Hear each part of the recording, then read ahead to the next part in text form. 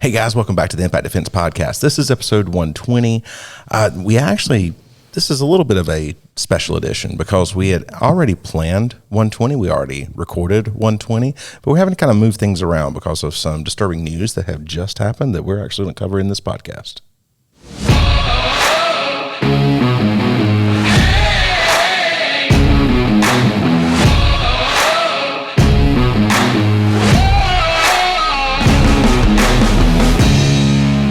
Okay, so like I said, this one is a bit different than our normal kind of stuff, and we're actually going to jump right in to a local news stories that have happened for us. Let's start with the latest on this investigation. Authorities found the 13-year-old locked in a shed on Friday. WFMY News 2's Amber Lake joins us live now. Amber, the property owner says she had no idea the girl was even there. The owner of the home behind me, Trope Sin, told us that she allowed Jorge Camacho to rent from her because she said that he had nowhere else to go. She told us that her son is friends with Camacho, so 2 years ago she opened up her home to him. Sim said she had no idea what was happening inside the shed where Camacho lived. Okay, so yeah. I was going to say one thing really quick, and then I'll let Jada say something too. Normally we don't do names on the podcast at all, but this is a piece of trash, and I don't care. I mean, they've made his name very public anyway. His name is very public at this point. Yeah, there was no discretion there. They immediately put out his name right after it happened. Yeah. Right. First things first, I want to start off by saying that we are just here to present facts and a self-defense mindset to this situation. We are not here to speculate whether or not we believe someone specifically other than trusted news reporters say about this incident and local authorities. We're not here to speculate our own opinions. So, but you're going to get our opinions on some things. Now that I know what you're talking about there, and I'm not going to. Okay, because obviously every time something like this happens, people speculate on what involvement the homeowner would have had, or what she could have known. The only details we know is that she works night shift, and she says she knows nothing about what happened. So that is all we are going to say on that subject. Yep. Her inside my house on the camera, so I didn't know she was even here. The Davidson County Sheriff's Office says Camacho kept a 13-year-old girl locked in a shed on Linwood Southmont Street in Lexington. Investigators found her last Friday night by the Davidson County Sheriff's Office and FBI. Investigators said the 13-year-old met Camacho online. The Sheriff's Office says the messages between the two showed consistent signs of grooming and enticement. I mean, just that consistent signs of grooming. I mean, all the stories come back to someone who has gained a child's trust and made them think that they were someone that they were not. Mm-hmm. I have some statistics pulled up. Okay. Right now, this says that 69% of teens regularly receive online communications from strangers and do not tell a parent or caretaker. Now, to think about how they got that statistic, this says that 69% of teens regularly receive online communications from strangers and don't tell a parent or caretaker. How likely are all of them to tell the people trying to find the statistic? Yeah. So it's hard to tell because that number could be higher. It could be much higher. It could be much higher. 69%. Yep. So one of the things that this is all very close to all of us, and I think it was one of those things where it upset us so much, and that's kind of why we just decided we are going to dedicate this podcast to this story and also like grooming and everything else, because nothing pisses me off more than situations like this. And especially when it's in our area and it's just it's right here. Yeah. Showed Camacho convinced the teen to leave her home in Dallas. Investigators said the suspect then picked her up and brought her here to Lexington. The FBI and Davidson County Sheriff's Office located Camacho's car and later pulled him over. This eventually led investigators to the shed. The homeowner says she was shocked when she heard officers at her door. I do not know what happened that day. All I know is I work night shift, and the police, when they come knock on the door, they just took me out the house and didn't tell me what's going on or nothing until like 2 hours later. Davidson County Sheriff Richie Simmons says this case this weekend is oddly similar to a 2021 case where a 14-year-old girl was taken to Arkansas after meeting someone online. Now, that was actually one of the cases that we had talked about a little bit, at least we had mentioned it, Yeah. where there were 9 cases over the course of 2 weeks of kids in our area that had been abducted, either through grooming, most of which were grooming, most of which never came back. I think 2 of them came back. Is that correct? I don't remember for sure. I don't remember the number that came back. So it was something along those lines. Again, it's another one of those things where for me, it really ticks me off to hear people go, "Oh, this is not something that actually happens." No. It happens. It happens. It doesn't just happen in movies. It happens in real life. Yeah. Anyway. Say this case puts a spotlight on the importance of monitoring teens when they're online and warning them of the dangers. As parents, they've got to wise up and see that the dangers to these kids, it just continues to go on. The teenager is back in Texas with family right now. As for Camacho, he's facing a slew of charges, some of which human trafficking, child abduction, statutory rape of a child under 15. He is being held at the Davidson County Jail under a $1.25 million bond. Live in Davidson County tonight, Amber Lake, WFMY News 2. That was the story straight from News 2. We watched in preparation for this and kind of going over some things. I couldn't remember exactly all the details that were in that one because we watched so many things. Mm-hmm. We watched, I think, more than I sent for you, but I know I sent 4 different videos to you, and one of which is a 16-minute press conference. Yes, that was on it. We watched the sheriff's press conference. Yeah, so we went through everything, all of this. It is super, super important to understand this for parents. And that's kind of what we really, really want to dedicate this episode to, is kind of get some of that information out and really kind of push this.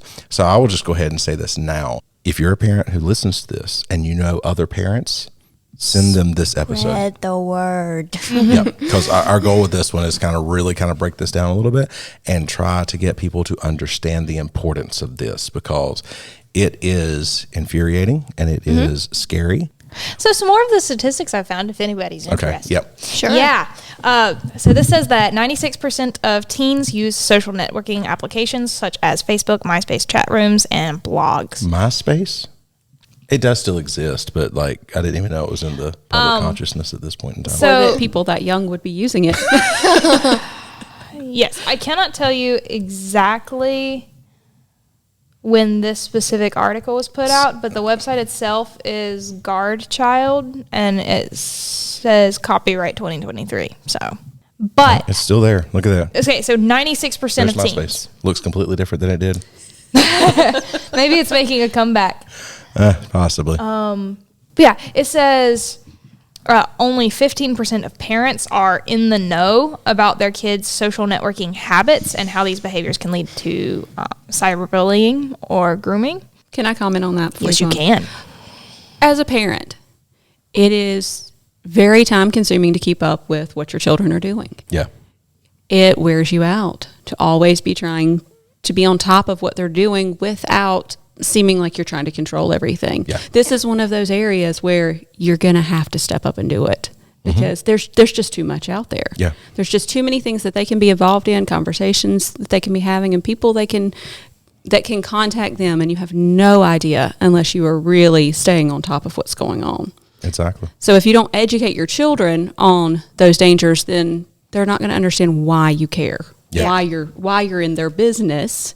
They would just that is your business. Yeah. Mm-hmm. They would just say, you're invading my privacy. Why are you doing this? So, and I actually had a conversation with somebody about this the other day, and I hope and I think that you have a much better understanding now than you did earlier in life. But Kylie wanted an Instagram.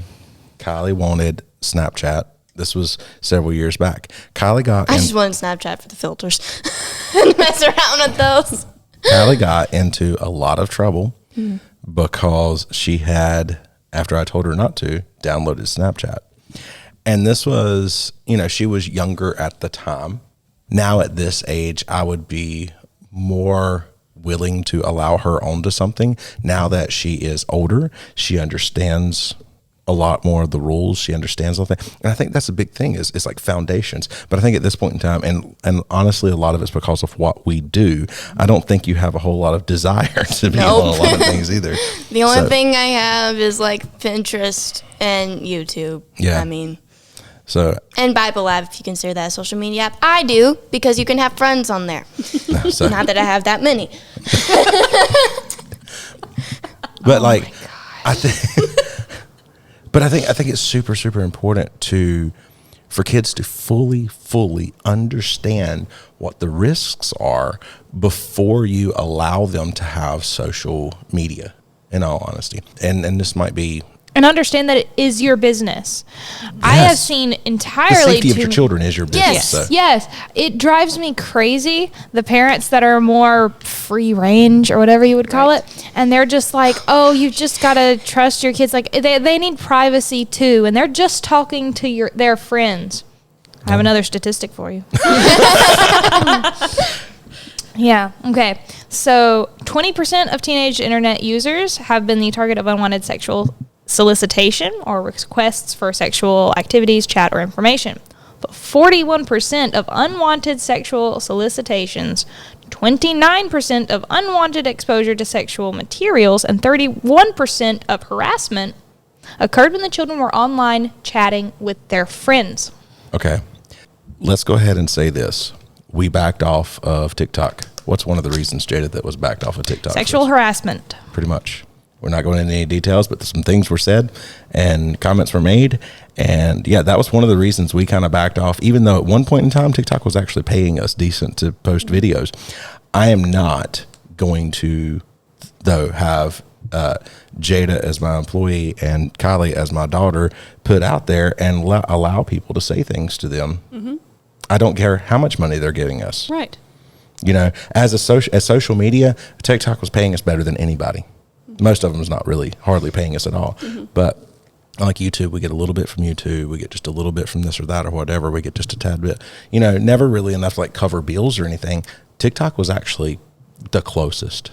Mm-hmm. It's like, wow, that was a tremendous amount of money. Not tremendous, but you know what I mean? Right. In comparison to the rest of them. But it's just not. It's not worth it. Worth it. No, I'm not going to risk anything or just even allow any type of sexual things to be said. Mm-hmm. It's just not. It's not worth it, and we're not going to continue. We were mainly doing that thing for kids. Yep. All right, you want to know one of the scariest statistics I have right in front of me? Sure. 1 in 33 youth received an aggressive sexual solicitation. Translation: a predator asked a young person to meet, called a young person on a phone, or sent the young person correspondence, money, or gifts. 1 in 33. Do you know how many children we have in America? Let's not even think. Let's think for a moment. How many kids do we have in our classes? Mm-hmm. I mean, in our kids' martial arts classes, that is still several of those children have. That means statistically, several of those children have received something along those lines. Mm-hmm. Yeah, 1 in 5 youth ages 10 to 17 received sexual solicitation or were approached online. So 1 in 5? 1 in 5. 77% of the victims of online predators were age 14 or older. Oh, I've got so many. This is really sad. Yeah. And not just that, it's the materials they're being exposed to. Yes. It says that 70% of kids ages 8 to 18 have accidentally encountered online pornography, very often by entering an innocent search term while doing their homework. Mm-hmm. Okay? So even when your kids are on the computer just doing homework, you know? Okay. So I want to give a little quick example. While we were doing research for this, I typed in what I thought was one of the local news stations' websites, and it took me to a very inappropriate website. Really? I'm not going to say which one, right? Or how I messed up the thing, right? But I did, and it was just this thing, channel number, call numbers, you know. And I put all of these things in there, and all of a sudden it takes me, and I was like, what in the world? And I didn't even think about that a whole lot until this moment. I was like, oh, get out of here. Yeah, and right now, I mean, that's just, Exactly. You could be doing something that you think is right. Right. And you do it, and then all of a sudden it's very, very wrong. Mm-hmm. Mm-hmm. And it's not just that, but it actually gets them hooked on the content very early. The largest group of internet porn consumers is children ages 12 to 17. That is the largest group of internet porn users. I know. Now, there's a big push that pornography is healthy, which I fully disagree with. But not only that, but when a child is exposed to that at such a young age, in the developmental years, not only is it not good for their development, which that's not the topic of this podcast, but being exposed to that kind of content makes them more likely to think it's okay to send a person pictures of themselves. That's true. Mm-hmm. Like it desensitizes it. Yeah. Mm-hmm. There is a statistic on here about what percent of the pornography online are from underage people, and I will do my best to find that. While Jay's looking that up, for just a moment, let's talk about grooming. Okay, remember, this really is a podcast directed toward parents because we're trying to look at how do you protect your kids from stuff like this. When this kind of stuff hits at your front door, it makes you think about it. And like I said, these are the things that we handle and do with a lot. We are constantly trying to put the information out there and education out there for this, but it really makes you want to buckle down when you see something happen so close. And a lot of times it's something that you should have already been doing from an early age, preparing them with those simple comments of this is what's appropriate and this is not. And so that you have something to build on as they get a little older. Before we kind of delve deeper into some of that as well, let me just say that the reason that I found out that Kylie was on an app that I told her not to go on was because I am not afraid. Because I care for her safety, and I am not afraid to step on and look at what's on her phone. Mm-hmm. Mm-hmm. Yep. Do you hate me for that, Ree? No. Okay. I did at the time. And that's what so many people look at. They go, I don't want my kid to hate me. I don't want to get this kind of stuff. And I was like, that's bull crap. I don't want to be one of those buzzkill parents. You gotta play the long game as a parent.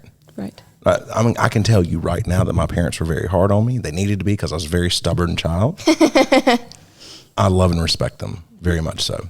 And that I feel like that's played itself out also with me and Kylie, because Kylie was a very, very stubborn child and would defy or would stand up against things that I said. And I could have sat there as a parent and go like, oh, I don't want to but I was kind of mean and hard, but not in not in an unloving way. And I think that's one thing we have to do as parents. And now I feel like we have a very good relationship. You don't hate me nearly as much now, right? No, not at all. Well, my parents were the same way. I got a slow introduction to the social media world, and I had very clear set guidelines on what I was or was not allowed to do, who I was or was not allowed to friend, like all of those things. There were very specific rules on what I was allowed to search on the internet alone or what I was not. And in doing so, it kept me from a whole lot of major problems. Well, if you look at the difference in the way like Jentry and I grew up, I'm a little older than Jentry, but still we're close enough in age. When we grew up, there was no such thing as social media when we were kids, and not teens, and not until young adults. You had it, but if you even look at explosion between the years that between you and Kylie, which is like what 6-7 years, whatever, somewhere in that range. I don't know. It is so much more. Oh yeah, it's now increased so prevalent much. now than even when you were a teen. There's also a percentage on here of what percent of youth even have phones or their own cell phones, which is way higher than it used to be. Oh yeah. But the statistic I was looking for earlier on child pornography, it says 20% of all internet pornography involves children, with more than 20,000 new images posted weekly. Oh my gosh. Now, let's actually talk about that for a second, because most of the time, those images posted were taken by the child themselves and sent to another user. Yeah. And then once it's done that is free to share everywhere. Oh, and there are plenty of statistics on here about how many kids have admitted to posting nude or partially nude photos to a friend or online. Like 71% of teen girls and 67% of teen boys who sent or posted sexually suggestive content. They say they sent it to a boyfriend or girlfriend, but that term is very loose because you can have online relationships. Yeah. Which most children admitted to being able to hold online without their parents' knowledge. 21% of K-2 kids have access to cell phones.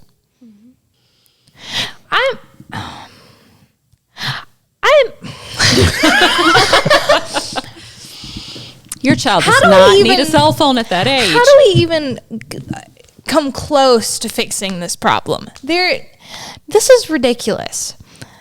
What need does a child have at that age for a cell phone? Your child does not need a cell phone unless they are leaving you and going somewhere else where they need to be able to contact you. Yeah. That's it. They don't need it beyond that. Okay, so we have gone quite a while without really going through too many of our talking points. I know. And we do need to kind of go, because we want to give, there was a lot of frustration there. Mm-hmm. Oh, yeah, I'm just now what we need to dishing do out all is of the talk about statistics around this that make me angry. Well, and there are so many more, but I'm going to leave it. Well, I've got another rant for parents, but we'll save that. So what we really need to do is give some good practical advice, I think, as parents, what we need to do. Because it's scary. It's freaking scary out there. So number one, let's just define really quick, what is grooming? Grooming is when someone, if you don't know, grooming is when someone is trying to gain trust in someone, and it can be online, which a lot of times it is, and it can be in person. They're trying to gain trust and really gain power over someone. And you can be groomed to leave. And that's actually the situation in that news story. Mm-hmm. And in the thing that happened in this area, the guy was playing online games with this girl. Then he asked her to step off that platform and talking on another platform, which happens a lot. Mm-hmm. And in there is where he starts messaging her. And what it does is it creates distrust in your parents, and it creates a dependency and bigger trust in the groomer. And then they eventually either get them to send them nude photos, they get them to leave with them, and that happens a lot. And that's where the trafficking starts. Part of the problem is that so many parents have that euphoric mindset of, oh, it would never happen to my kid. My kid's too smart to let that happen. What's really happening is this starts out super slow. First off, it's really easy to lie to people online. Yes. But second, even if you don't lie to them, all you have to do is take time to take their sides in certain things. You start by developing things that you have in common. Maybe you like the same bands, and so you start out by talking about that. By then, you've already started a conversation and a point of familiarity. You're starting the relationship. Then they trust you enough to eventually just tell you about a frustrating day they had. Mm-hmm. At which point, you take the time and you take their sides, talking about how they're really mature or smart for their age. Yep. And you know that they'll get through this and the other people just don't understand. And then you've made yourself into the person that takes their side in that kind of argument. And you know what? For any age, it feels good to have someone take your side and tell you that you're reasonable or intelligent. After that, that's when they start really taking things further, being a little bit more demanding, or maybe it's simple, just asking for some personal information. So we've been chatting for a while. Where do you even live? Yes. What's your life like? They start to create distance between you and your parents. So you tell them what your parents are doing or this unfair thing that they did, and you start talking about, oh, okay, well, your parents just don't seem to understand you. It sounds like they have some unreasonable guidelines. Like, can you even trust what they say if they're hypocritical in these areas? Then they start asking for pictures, and it's like, it's simple. It's just a picture of your face. It's like, we just have a lot in common. I just want to see your face, and they just build. It builds. It's one thing after another. They've already developed the trust, and before you know it, you're sending pictures to somebody that you don't even know, but it feels like you do. Yep. Okay, so really quick, Kylie plays Call of Duty online. Yeah. Okay. The question here is, who are your friends? Who are the people that you accept friend requests from? People that I know. Yeah. In real life. In real life. And have actual relationships with. Yeah. Not just people that you've met before or friends of friends. Yeah. So that is many, many times what people need to understand. That is okay. I am perfectly okay with that. She knows in person every single person that she is friends with on that game. And that goes across everything, correct? Anybody that you know, or well, anybody that you're friends with across any app that you do have, are people that you know in real life. And even in those chats, though, you have access to her messages. Yes. One of the things my parents did was they didn't look at a ton of the content of my chats, but they would flip into like the photo sections where it shows you all of the photos that somebody sent or anything, and they looked for anything suspicious in there, and then they'd usually just hand my phone back to me. They had the complete freedom and had the complete right to assert, like, completely just read through whatever of my chats they wanted to, and every now and then they would read, like, excerpts and stuff and just be like, yeah, okay, whatever. The thing is, when you've trained your child right, they shouldn't have anything to hide. Yeah. You know, and there's definitely nothing that you as a parent should feel guilty for checking up on, because in the end, it's their ultimate safety.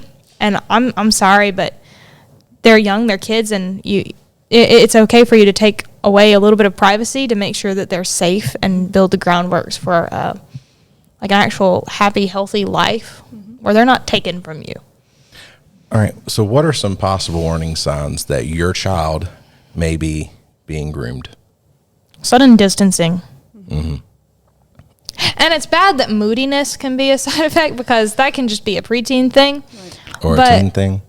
Yeah. Or just a person thing. But like, really think about, is your child having, is their personality slightly shifted? Are they acting like themselves? Is something in your gut telling you that something's just a little bit off with how they're acting? Check. Don't just say it's probably fine or I'm being paranoid. Check. Yeah. And if they have a problem turning over their phone or anything else for you to look at, that is, that's a sign that they're hiding something. Yeah. Now, it may not be grooming. It may be something else, but it's a sign that they're not willing to let you see what they're up to. Yeah. And parents, make sure that you understand like texting language and chat language. If you don't know what your child is saying, what the abbreviations stand for or anything, there's no way you're going to know what they're actually saying. I don't fully know what anything is when it comes to that. I'm not up to date on the lingo either, but I don't have children, and I also don't message people. I don't know. I just Google it. I'm like, oh, that's an Exactly. interesting combination of letters. Let's Google is your Google best that. friend. Yeah, when it comes to stuff like that. But I have many times looked up like, all right, what's this mean? Urban Dictionary, because you don't want to know everything on the Urban Dictionary. It's pretty bad. Yeah, but some common abbreviations that parents don't know, or it says 95% of parents don't know that no common chat room acronyms teenagers use. One is POS, or parent over shoulder. Oh, that's not what I thought of it. When I hear POS. No, but it is. That was a different thing for our generation. But no, it is an acronym that they're using in chat rooms now. Now, all of these are subject to change. There are new ones every year. You have to look up all of them. There's P911. That's parent alert. It just means that suddenly their parent's over and they have to change what they're talking about. Next is A/S/L, which is age, sex, and location. That one's scary. Yeah, but those are just a few. Guys, know what your kids are talking about. Yeah. It's all really super important. But yeah, a lot of their attitude and everything is going to be your biggest thing. And I think one of the big things for parents is to make sure that your kid actually knows who they're actually talking to, and that you know who your kid is actually talking to. And you monitor it even if you do know who they're talking to. Yeah, I'm one of these people who I don't feel like it's a great idea as an adult to have friends. Like, I don't friend my students, generally speaking. Right. And it's not that I'm afraid of what they'll see that I do. I just don't think it's a great idea. So, like, I had a kid that was preteen send me a friend request on Facebook, and I just never answered it. I'm not on Facebook. We've talked about this on the podcast before. Right. I'm not really on Facebook anyway, but I just happened to see that, and I was like, I'm just not going to do that. It's because I think there's a certain level of appropriateness, and I just don't think, unless it's like a certain situation, unless you might be kin to them, unless you might be, then maybe it's not as big of a deal. but I'm not big on that kind of stuff. So I just kind of avoid that from my perspective. And I generally suggest that most kids don't do that either. They, it's like, oh, that I know that person's parent, so maybe I should just friend them on. No, right. Be friends with your kids. Part of that is boundaries for yourself media. too, and self-protection. Because what happens if that kid's willing to friend you, an adult, and contact you over line, especially if you've actually private messaged with a child, which I have no idea why you as an adult would be private messaging with a child. That sounds like a terrible idea. No matter what what situation that child is, it's not a safe instance for you. Because what happens if that child has done something dumb or run away, and then you all of a sudden become suspect because there's this adult chatting with this child online. Yeah. So how do we as parents need to talk to our kids when it comes to grooming and about that? It needs to start early, just telling them, explaining, you come to us if you need something, you come to us, and these are other safe people for you to talk to. Go ahead and give them other people and say, we know these people, we trust these people. If there's ever something that you need to talk about and you don't want to come to us, these are the people that I want you to go to. Yeah. Set them up to succeed and not end up falling into that where they're looking for someone who will listen or looking for someone who will relate to them. Give them those people already. It's kind of like rerouting a water line so it doesn't bust, right. Like you don't want that. Of course, no parent wants to hear that their child doesn't want to talk to them about something, but there's always going to be something that a kid is just like, I just really don't want it to be my parents that I talk to about it. And if you start to see that as okay, and make sure that they have like family friends that they trust and connect with, even like adults that you trust a lot, people that they know that they can come to other than you, it makes a big difference. I had those people. I still have those people. And they're still a really big part of my life, but it just made a huge difference for me. I didn't feel like I had to seek out attention, or I never felt the need to post everything that was wrong on social media to try and get someone to help me. Because I had people, So all right, Kylie, what are some things in your life? I'm pointing to you because you're the youngest one at the table here. What are some things in your life that has worked to help you understand the dangers without also making you so paranoid that you are missing out on life? Because I think that's the big thing is, we want them to be educated, but we also don't want them to be frozen in paranoia and just afraid. Yeah, but I also think whenever they hit those teenage years, an upfront, honest, this is exactly what we're looking at conversation is needed. Yes. Children, no. Set the guidelines, give them the basic example so that they're not afraid of it, but have the cover about teens need a straight up, brutally honest, this is exactly what can happen. Right. Yeah. Because of all the stories, and I've grown up in this self-defense mindset, and I got in trouble for getting Snapchat, and me not really understanding why until a little later. I think it was early 2021 whenever the grooming and everything started happening, and then I was just like, no. I don't want any type of social media, not because I'm scared of it, because I don't want to fall into that trap. Yeah. But what I'm saying is what has worked up to this. Okay. Personally, I don't do social media a whole lot because I have found that I'm just happier in life without it. I mean, that's me. And I know everybody's different, Julie likes her Facebook a lot more than I do. And that's cool. I don't have a problem with it. I'm also, she's smart enough to realize if somebody's doing something stupid, actually Julie will come say, Brian, do you see this?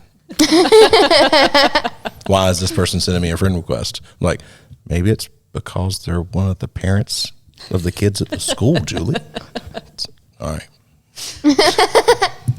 Anyway, but my question was more or less what teaching, what thing did you hear, that kind of stuff. That's what I'm kind of getting at. What thing did you hear, got in your head and said, oh, this is a serious situation. Oh, I need to take this stuff seriously. Oh, I need to be careful with what I send out. That kind of stuff. That's what I'm talking about. That kind of stuff, all that stuff that happened with the span of 2 weeks in 2021.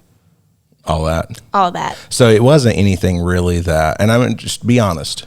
Okay. It wasn't anything that, as parents, that your mother and I, like, said to you. More, it was like, holy crap, here are people that are fairly local that have been abducted. 9 people in 2 weeks in this area, in this, our area of the state was abducted within a span of 2 weeks. And that was really what got it for you. Okay, then maybe as parents, we need to focus on saying, hey, look, this thing happened. It's not far from us. And I hate to say this, but everybody can probably point out something that has happened that is not far from you. Right. Sometimes you have to scare the crap out of someone at the start and then show them a reasonable way to prevent it. Because here's the deal. The situation should scare the crap out of them. Yeah. Like, it should. And it's okay for them to be really scared by the fact that someone right nearby. But it has to be balanced out with you explaining reasonable, logical, actionable steps that they can take to prevent it from happening to them. Because it doesn't have to. Yeah, because some kids, I was a kid once before, would just like, huh? What? You was a kid once before? You were a kid once before. I mean, like a younger kid. I was a kid once before as well. I was a kid once before too. How about you, Jentry? I was. Okay, that was a really nice time. The responsibility level is so awesome in comparison to now.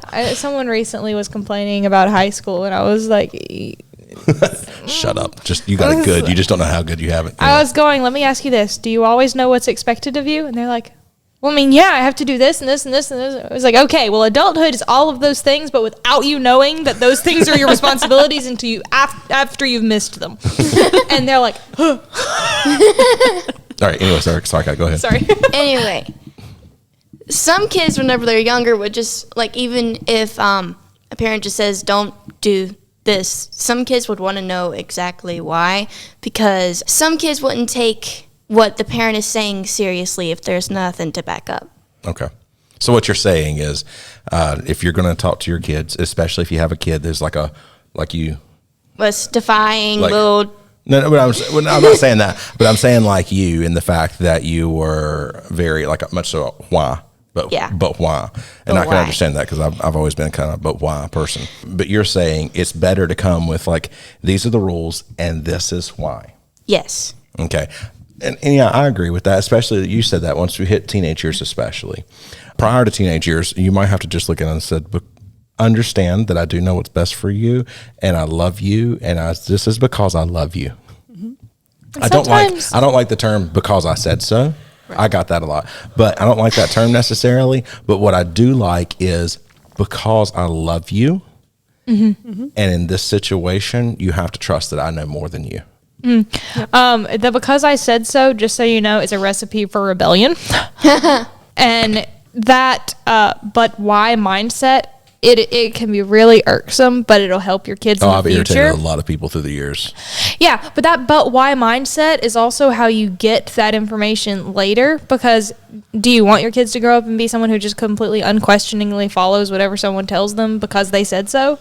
Yeah, yep. No. So the but why, it's really obnoxious, but it'll help them in the future. So don't be one of the because I said so parents, be the because I love you and I need you to know that, like, I need you to do this because I love you. And you can always follow that up with and if you have questions about it and you want to talk about it more, feel free to come to me about it, because then you're. But just understand that there might be some things that I don't tell you yet because it's not something I want you to have to be exposed to yet. That's right. Yeah. You know, sometimes they just need to know that, like, they'll be happier not knowing yet. So please just follow. Yeah. My parents told me that before. You know, it's like you'll understand fully why we have all of these rules later. It's like, but just trust that it's not something that we want you to have to know about yet. And if you word it like that, it creates a little bit of peace. Like, they want you to know, but they don't want you to have to deal with it yet. Yeah. Right. Yep. So, okay, aside from, we've already talked a bit about what we can do as parents to kind of keep the kids safe and everything, but talk to the kids. Be as blunt as you can be for their age and their maturity level. because some kids might be older but less mature, and some kids might be younger but more mature. So other than that, and giving them and kind of talking to them, another thing, if they have social media, well, we talked about this before, check your privacy settings. Mm-hmm. If they have social media, they're old enough to have social media. Number one, don't let them have social media until they're old enough, mature enough to understand all the risks. Okay? But if they do, the parent needs to set that up. Right. Jada looks like she is about to die over there. What did you just read? Is it something you can say on the podcast? So it was another statistic I was looking at. It said that, which I'm assuming the number has increased. It says that in 2004, there were at least 3,433 child abuse domains online. In 2006, there were at least 10,656, to which I was going, I don't exactly know what a child abuse domain is. I don't either. So I had to brave that, wasn't Googling it. And it says that a child abuse domain is an online site where the wrongful treatment of a child in the form of physical, emotional, or sexual abuse is just readily available to watch. Oh, yeah. Okay. Oh. Which is not a fact that I wish I had ever had to know. So check your privacy settings on your kids. Make sure they're old enough before you allow them to have social media. Know what's on their phone. Pay attention to that type of stuff. Let them know that you do this because you love them and not just because you want to rule over their life. Once they're old enough to have social media, make sure you are the one who sets up their social media so they then have the proper privacy settings. If you don't know that, check that out. There's plenty of videos out there that you can watch on YouTube and everything else. YouTube is a great resource for learning things like this. Don't just one and done the settings either. No. You've got to double check and make sure that they haven't changed any settings, because you have been doctored into the internet world. You know, you've been slowly increased over time. These kids were born with it. Yeah. So from the time they could walk, usually they have some kind of electronic in their hand. Yeah, I mean, Kylie's never seen a world without the internet. Right. Mm-hmm. So, while I may not be a good prime example of my generation, most people my age have had something from when they were young. The generations below me, it's just increased. Yeah. It's amazing the things that these kids can know and fix. Like, I have a cousin who is 5 years old now, who builds entire giant things on Minecraft. And for me, like, I would have known how to do that whenever I was 5. Yeah. You know, so it just, I know Minecraft has nothing to do with. Well, I know, but I mean, but still, it is online. There's a certain understanding of this electronic future that we are in. Or just electronic, whatever. And maybe even consider not letting them play online games until they're already old enough that you have had those conversations. Like, in what world does a young child really need to be on an online game with an online chat room? Mm-hmm. Yeah. There's no real reason for it. I said something earlier about Kylie and Call of Duty. One of the things, she has her mic settings where she only can hear and only can talk to friends. Mm-hmm. Mm-hmm. So, like, it doesn't, if they're not a friend of hers, she cannot hear them and she can't talk to them. And then that works in tandem with the idea that she doesn't friend anybody on there. There's nobody there on there that's her friend unless she actually knows them in real life. These type of things all add up. It's these little things that add up that's going to help kind of keep the safety of your kids. You know, it's not saying that, you can't, you can't play this online because whatever. It's the fact of the ground rules that now those ground rules kind of help keep her safe in that respect.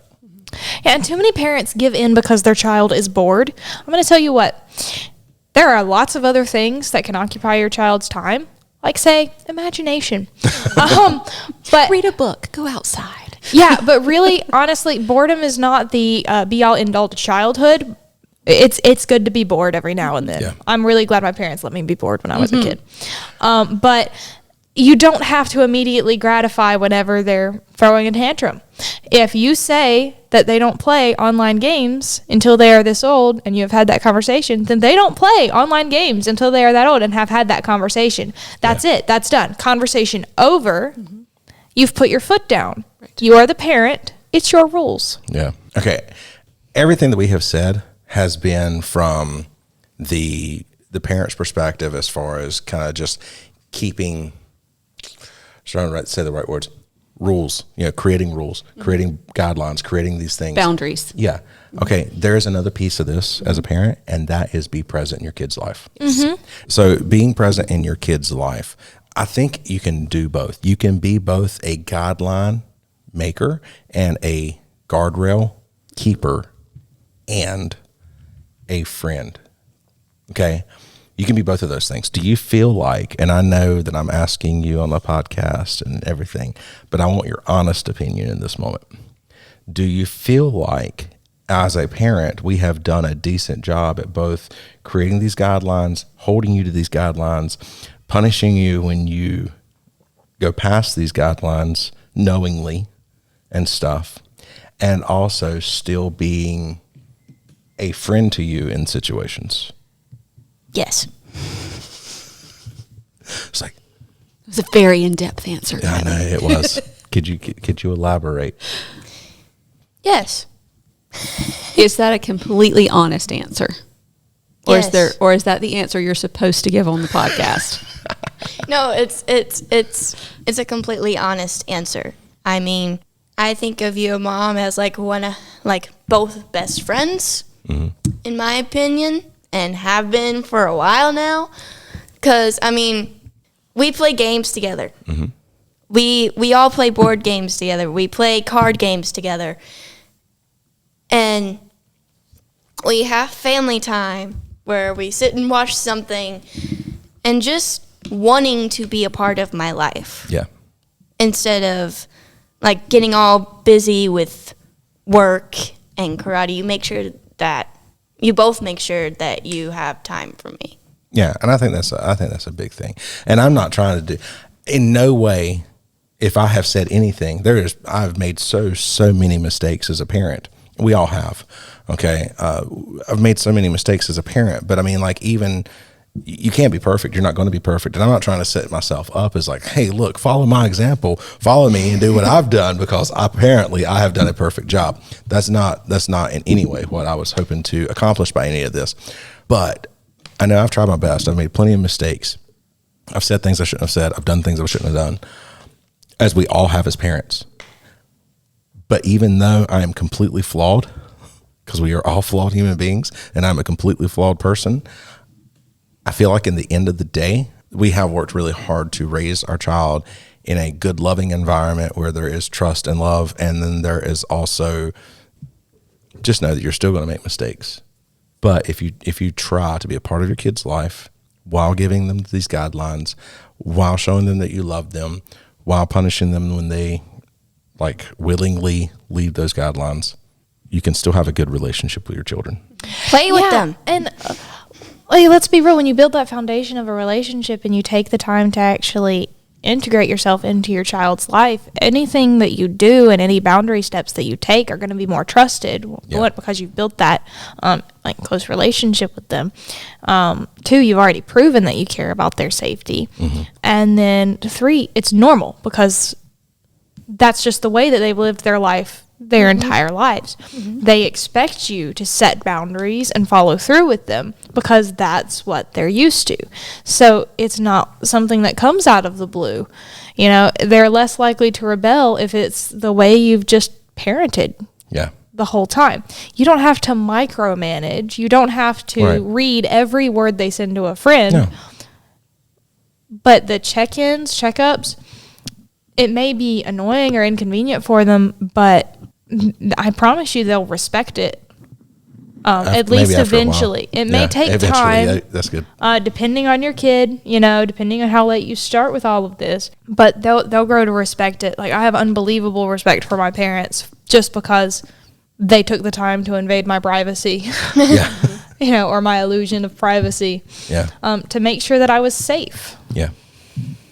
I'll be honest with you. Okay, for one thing, we did not mention the fact that Gentry's with us today, but she is our recurring guest. So it's one of those things where you're just such a normal part of everything. I forget to even mention that you're here. Fine. I just thought this would be a good one for you to be on too. Yeah, and I think it's great because you have kids in all of these different age ranges. Right. Because you have so many kids. That's why. I know there's people that are in our lives. They're like, don't you have like 7 kids? 4. It's only 4. Well, no, I don't really think about that. Each? I grew up in a family of 5. I wasn't thinking about how many. It's just like you do have kids in all of those stages of life. I have them, ranging from 6 years old up to almost 17. So, But which is basically the entire age range we're talking about. Yeah, right. So one thing from this has been an episode completely and totally toward parents about this. What I would like to do is wrap back around in a few weeks. Not going to be right now. I want to take some time, but I want to come back around in a few weeks and do one specifically toward the kids. I was actually going to suggest that. Oh, awesome. I was just, we were sitting here, I was thinking about that we really need to do that. Then I have something really cool to tell you about as soon as the podcast is over. Because I had something else I wanted to mention to you about it too. So we can talk after that. All right. Yeah, just stay on top of things that your kids are doing. Pay attention and let them know that you love them. Be a part of their lives, but set those guardrails and be really, really careful. But let them know the risk as well. All right. So just understand that it's becoming more and more prevalent every year, and with every technological advancement that we make, the dangers get higher. Yeah. It's not something that's far off from your family. It surrounds all of us. Mm-hmm. We're right in the middle of it, whether we even know it or not. Exactly. And we have to really be proactive with that. Now, admittedly, one of the things that we saw and we found out, North Carolina is actually in the top 10, which I already knew this, top 10 places in the nation for human trafficking. Right. All right, guys, if you are enjoying this podcast, go ahead and go over to Apple Podcast or any type of podcast catcher. Rate us, and please, please, please, please, please write a review. Or I'll start singing, please. No. Okay. All right. Anyway, so other than that, guys, you can support us. One thing I just want to say one more time, if you have other friends that are parents, if you're listening to this, share this episode. This is such a passion of ours. We want to make sure that we educate as many people as possible. Say, hey, look, these guys may be a little dumb on some subjects, but this is some practical advice, hopefully, that we're giving you. So share this episode with other parents and try to send this out to as many people as possible, because this is super, super important. But you can also support us by clicking the link in the description on the support us button. It starts at 99 cents a month. There's 99 cents a month. There's $4.99 a month. There's $9.99 a month. If you feel like we're worth it, we would really, really, really appreciate that. If you sign up for just if you sign up for the lowest level, just 99 cents per month, you have actually helped us out more than if you go over to YouTube and watch every single video of our 400 and some videos that are out. Realized that the other day. Anyway, so that would really help us out. Yep. Anything other than that, please tell those people about us. Visit our website, impactdefense.online, for courses, articles, merchandise, and a lot more. Merch. And if you have any topic suggestions, we would really appreciate you send those our way.